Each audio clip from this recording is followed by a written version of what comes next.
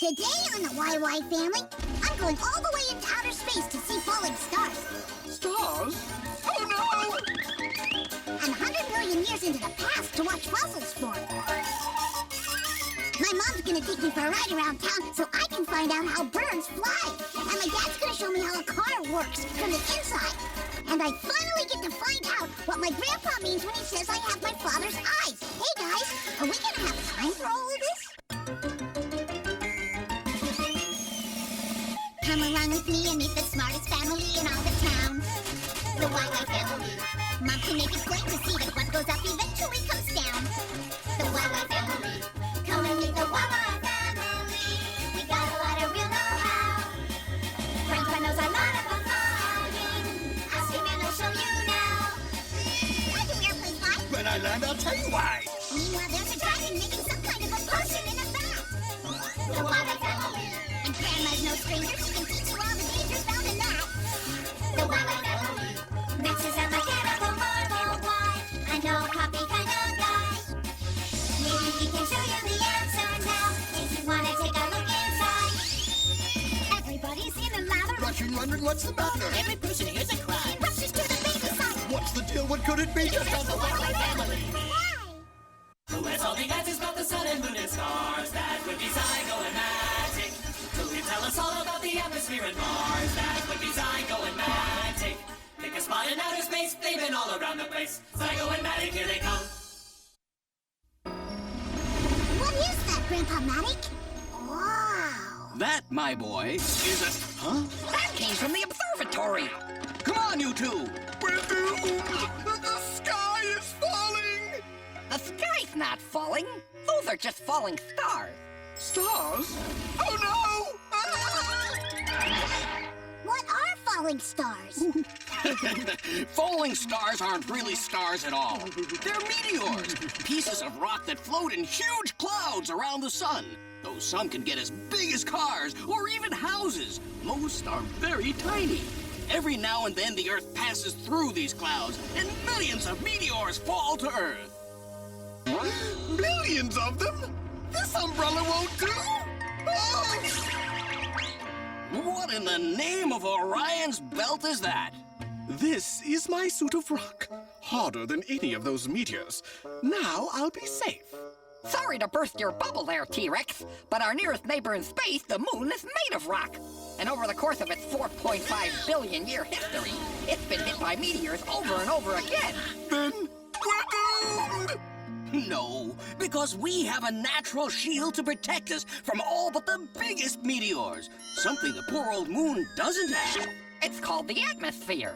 The atmosphere? Ha! The atmosphere is made of air. We're talking about rocks. Lots of them. Now, Victor, rub your hands together. Ooh, that's kinda hot. When two things rub against each other, that's friction. And friction creates heat.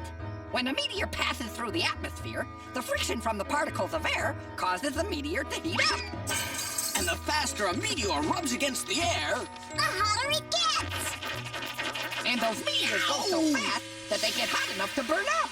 So almost all of the millions of meteors burn up 40 to 50 miles above the Earth. I want to see a meteor.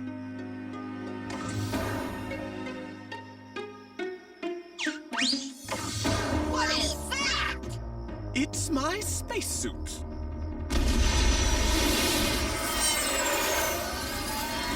Hey, look. Hiya! I'm a meteor, and I'm about to enter the Earth's atmosphere. And if I don't burn up, I'll become a meteorite! What's a meteorite? And that's what you call a meteor that reaches the Earth without burning up. Does that happen often? No, and you should be glad for that. Oh, Hey, wait a minute. What about the friction? Won't we burn up too? burn up? no, Victor, we won't burn up because we've got a heat shield. A heat shield? It's a protective layer on the bottom of our ship that protects us from the heat of friction. Sure wish I knew where I could get one. Make a wish, Victor. Well, why do you say that, Grandpa? Well, they say that if you make a wish on a falling star, it will come true. I wish Basalt would get rid of that suit. A wish is a wish. Oh, oh, oh,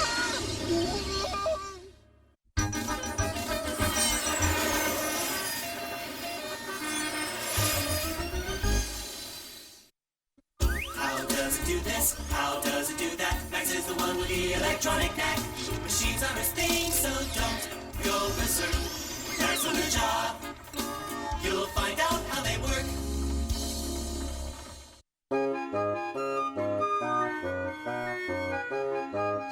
I've checked the carburetor, the starter, the battery. How does the car work, Daddy? Well, the internal combustion engine makes the car go. The internal what? Well, internal is a word that means inside. And you know, inside is exactly where we need to go to figure out what's wrong with this car. Oh, all right! First stop, the carburetor. Fuel and air are mixed together here. The resulting mixture is highly explosive. That sounds a little scary, Dad. No, it's a very small explosion. You'll see. The air-fuel mixture flows through here, the intake manifold, down into the cylinders of the engine. This is one of the 4 cylinders in our car's engine. The air-fuel mixture is sucked in through this valve when the cylinder's piston goes down. This is called the intake stroke. Then the intake valve closes, and the piston pushes up to compress or squish the mixture of air and fuel. Brace yourself! The spark plug produces an electrical spark that explodes the mixture. This explosion is also referred to as combustion. Is that why it's called an internal combustion engine? Yep, the force of the explosion makes the piston go down. So, how does all of this make the car go, Dad? Let's go see. The pistons are connected to rods which are connected to the crankshaft. When the explosion in the cylinder pushes the pistons down, it causes the crankshaft to turn. It also pushes 2 of the pistons up to compress the fuel mixture in their cylinders. This is how the engine's power gets to the rear wheels, right? You're way ahead of me, Victor. This gear on the drive shaft turns those gears. They make the axle turn, and the axle makes the wheels turn. And make the car go. Gee, Dad, a car isn't so complicated when you see how all the parts work. That's right, Victor. Now, let's go figure out why the engine is having problems. With so many parts, it's hard to find out what's wrong. Yeah, so what's the most important part? Me, I make the explosion.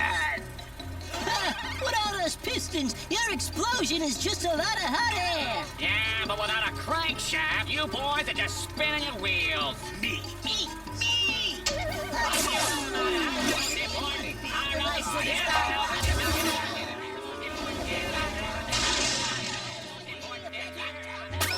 Hey, come on, guys, settle down. Hey, don't be like that. Can't we all just get along? Knock it off! It sounds to me like you're all important. The engine won't work at all if any one of you has a problem. You're absolutely right. And I noticed that while you were all bickering, we didn't hear anything from the spark plug wires. Yeah, way to go! Hey, fellas, what do you say we take this jalopy out for a test drive? Hey, wait a minute. You can't. Hey, come back! My insurance doesn't cover this! That's my dad.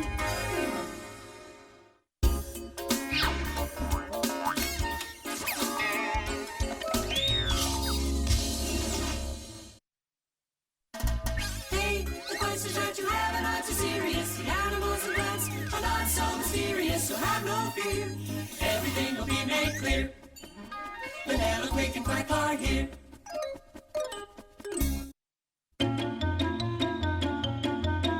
Hey, watch it. Now, you watch it. What are you two fighting about now? Well, he started it. He stole my branch. She started it. She stole my brand. Get out of my way. Look, Mom. I found a worm. What? Hey, come back here with my worm. Mom, how do birds fly? Easy. We got wings. There's more to it than that. There are some birds, like ostriches, that can't fly, even though they do have wings. So what does it take besides wings? Well, it's partly a matter of weight. If you were to x-ray a bird, you'd see that its bones are hollow, which makes them very light. Flying also requires some very powerful muscles. If a human were the same size as a bird, the bird would be 10 times stronger. It's not fair. I want to fly too. Ready to take off? You bet. Then let's go.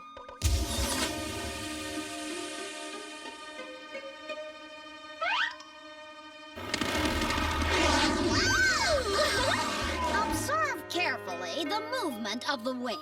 When birds flap their wings, it pushes the air down, which enables them to take off. It's not just the movement of the wings, the shape of the wings also makes it possible to fly. Let's look at an airplane's wing, which is designed to be similar to a bird's wing. And doesn't have feathers to get in the way. Right. The surface of the wing is curved. This curve makes the air above the wing move faster than the air below it. The air under the wing remains there for a moment, pushing the bird upwards. Faster, Quack! Faster! To accelerate, Quack folds his legs and cranes his neck and beak. Less wind resistance that way. Vanilla to Quack. Veer right at 2 o'clock. Over. Got it. Over and out. Quack uses his tail as a rudder when he wants to change his direction. Quack to tower. Quack to tower. Request permission to land. Over. Permission granted. And try not to mess it up this time. Over and out. Watch how Quack lands. He unfolds his legs to ensure a soft landing, and now he spreads his wing and tail to slow down. Don't worry, I came prepared.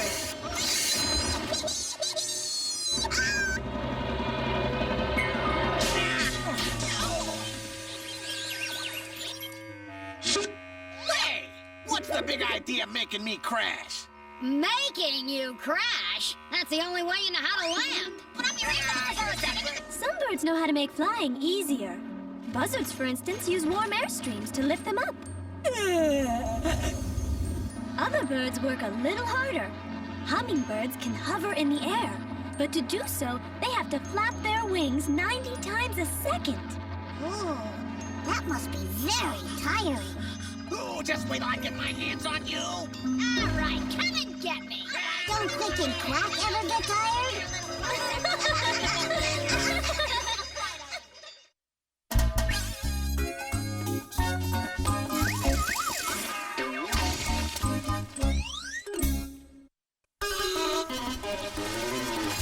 Have you ever wondered why the salty oceans, lightning, thunder, what the earth is like down under? Why there's wind and snow and rain? Let Eartha and Basalt explain. Yoo-hoo! Victor! Basalt! You can come out now!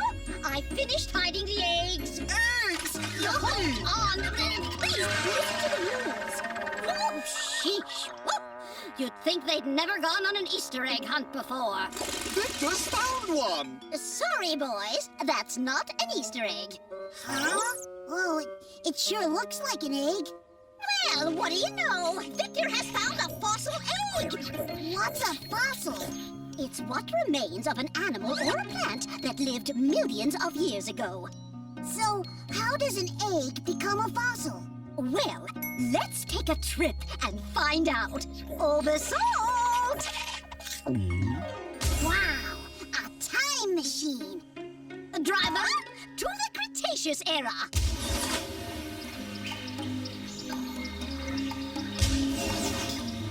Oh, where are we? Oh, we're still in our front yard, but this is what it looked like 100 million years ago. Ooh, dragons don't like water. Look, Victor, a shell. What are you doing? Putting it where we can keep an eye on it. Basalt, take us to the future. Now, what do you see? The shell has been covered up by the ground. Right. In time, the earth hardens. The shell wears down very slowly until all that's left is an empty space. Shaped just like the shell. Bingo! Sometimes water seeps in and slowly fills the hole. Time passes, the water evaporates, leaving behind various sediments or minerals which harden into stone. It's like a statue of the shell. This process takes a very long time, thousands upon thousands of years. And it only works for shells and eggs? Oh, no. Bones fossilize, tree trunks too, anything hard. Sometimes there are fossils of entire animals. I'll show you. Ouch! My egg! A mosquito! Oh, perfect! I'm so glad you think so. Watch this tree carefully, Victor. Why? It belongs to the pine tree family, which means it produces sap. Ew! Ew, it's all sticky. Yep, and sometimes an insect, like this mosquito, gets trapped in it. Then the sap hardens, that's called amber, and the insect is perfectly preserved for millions of years. Phew! Home at last. Oh, look! Unbelievable! Now, if I didn't know better, I'd say that's a fossilized Easter egg. My egg. Basalt, wait! It's a fossil now! Hiccup. Now he tells me.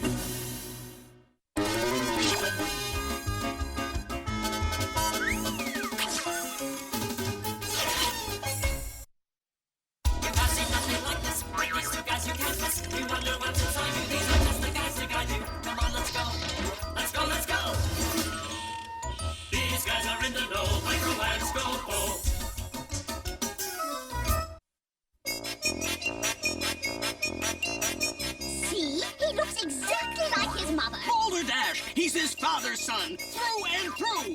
Oh, there they go again. Woman, you! Just take That's one not quick little look. fiddle Excuse me! Get out. Why do kids look like their parents? Well, it's because they, I think this is a job for Micro and Scopo. So, you have a question about heredity, do you? No. I just want to know why kids look like their parents. That's heredity, Victor.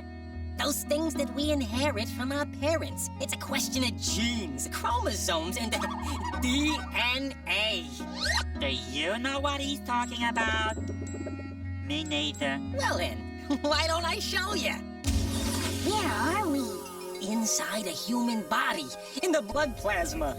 You see, I've made us so small, We can see individual cells. Do our cells make us look like our parents? Not exactly. You see, everything happens in the nucleus. That's the center of the cell. You see these little squiggly things here? You mean those worms? Those aren't worms. They're chromosomes. You see, they contain the genetic information that tells us what color hair to have, how tall to be. Anyway, let's get a closer look. We're looking for a DNA molecule. We shouldn't have any trouble finding one because chromosomes are full of DNA. Help me unravel this thing. DNA stands for Deoxyribonucleic acid. Right. It's made up of chemicals called nucleotides that... well, it's easier to show you. You see, the particular arrangement of the nucleotides determines what we are. Person, plant, animal. Yeah, they remind me of my building blocks. Very good, Victor. DNA molecules are often referred to as the building blocks of life. When parents have a child, the mother's DNA and the father's DNA combine to form a new type of DNA.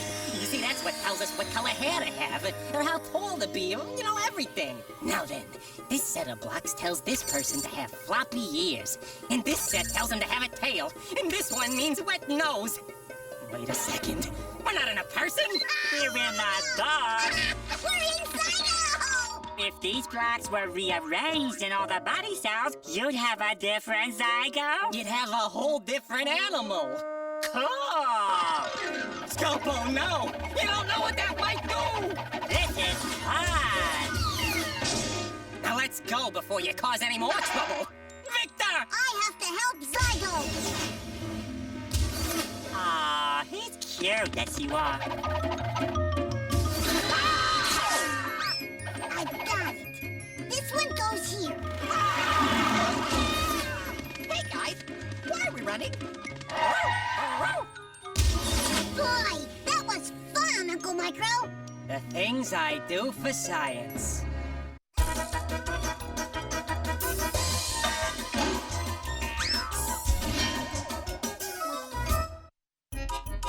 Victor, what'd you learn today? Oh, tons of neat stuff. I learned that falling stars aren't stars at all. They're chunks of rock called meteors that burn up in the Earth's atmosphere. And you should be glad for that. And I learned that birds can fly because of the way their wings are shaped and because their bones are hollow and light. I learned that some animals and plants that lived millions of years ago were preserved as fossils. And I learned that kids look like their parents because of something called DNA, Deoxyribonucleic acid. which contains the information that makes us who we are. Sounds like a pretty big day. It was, but I still have plenty of questions left for next time.